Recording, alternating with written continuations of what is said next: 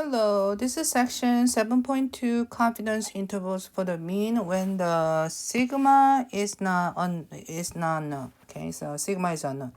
So find the confidence interval for the mean when sigma is unknown.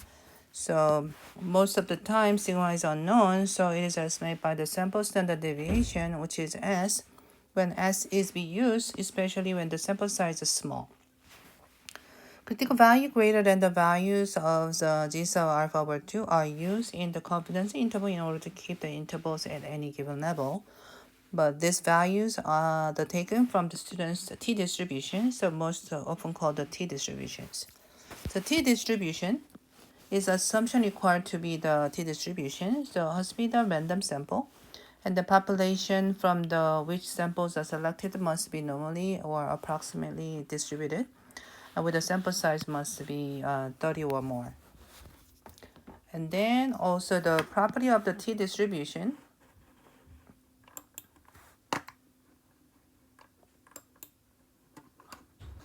So property of the t distributions is the t distribution is a bell shapes, same as a normal distribution. And then the t distribution also symmetric, which is a balance of both sides from the mean. And the mean, median, mode are all equal to 0. And then locate the center of the t distribution. And then curve approaches the x-axis but never touch. And then the standard deviation greater than 1. Standard deviation is greater than 1. And then t distribution is a family of the curves based on the degree of the freedom, which is related to the sample size. And the sample size increases, the t distribution approaches the standard normal distribution. Excuse me. So if you think that this is z curve as a black, and then when the sample size is getting bigger, it approaches to the z curve. All right, so let's look at the next page. So the degree of freedom. So degree of freedom, the number of the value, the free to vary after the sample statistic has been computed. The degree of freedom, df, for the confidence interval for the mean is found out. You subtract always 1 from the sample size. So n minus 1 always give you the degree of freedom. So critical value of t sub alpha over 2 for the t distribution at the specific confidence interval and degree of the freedom are found of the appendix A, which is this is table F that we use. Okay, so let's try how can we find the the critical value for the first problem. So we're gonna find the t sub alpha over 2, the value of the 95% confidence interval with a sample size of 25. So first of all, we have to find the degree of freedom, which is 25 subtract 1, which is 24. So you need to look at the row which contains a 24. So you have to look at these rows.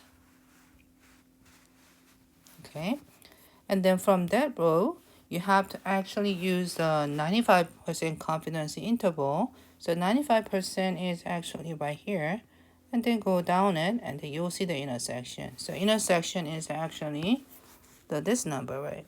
So the t sub alpha over 2, we can say is a 2.064. Okay, so this is the critical values. Not bad, right? Okay, so let's look at the formulas for the confidence interval. So formula for the confidence interval is going to be this time. So we use the sigma for the when sigma is known, but since it's not sigma is unknown, so we have to use the S for those, okay? All right, let's look at the number 2. Dance company students. So number of the students who belongs to the dance company at each of the several randomly selected small university is shown here. Estimate the true population mean size of the university dance company with a 99% confidence. The data are listed below. So these are the data, okay? So, I mean, there's no problem finding the x bar, right? Which is what? Add them all up together and then divide by the number of number of the students. So when you do that, you get the 29.8, And then the standard deviation you can find with the samples too. So 6.176. You can use the formulas, right? I introduced that early chapters. And then also we have to kind of see about degree of freedom.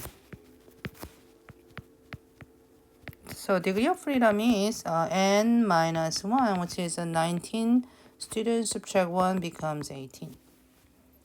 And then the critical value, which is I call the t sub alpha over 2 for this case. And then when you use the degree of freedom with the 99% confidence interval, so from the next page, if you look at the 18, let's use another color here. So look at the 18, and then from the 99%,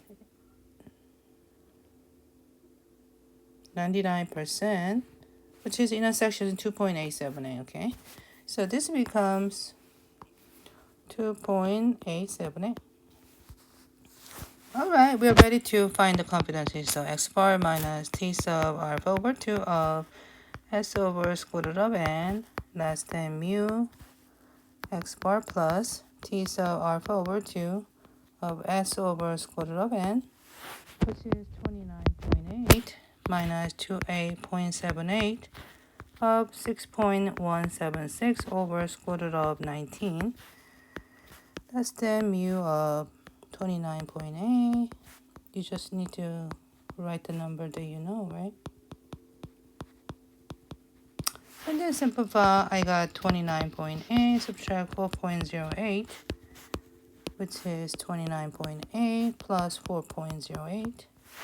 And then it becomes 25.72, which is mu is between 33.88.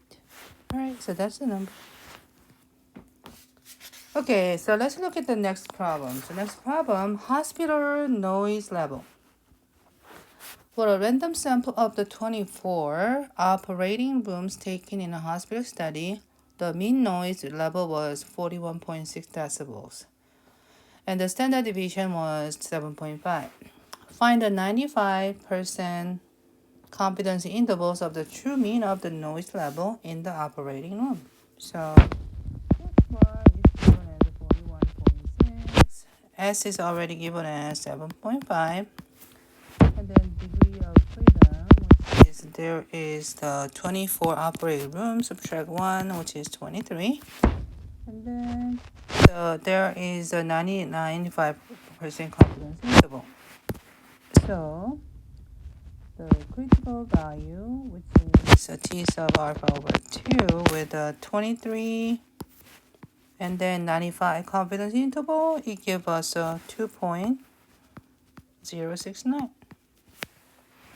And then formula we have x bar minus t sub alpha over 2 of s over square root of n mu x bar plus t sub alpha over 2 of s over square root of n. So x bar is 41.6 minus 2.069 times 7.5 over square root of n, which is n is 24, less than mu of 41.6, 2.069 times by 7.5 over square root of 24. 41.6 minus 3.17, mu is 41.6, and plus 3.17 becomes 38.3, which is a mu is 44.77. Okay, so that's all. All right, thank you for listening.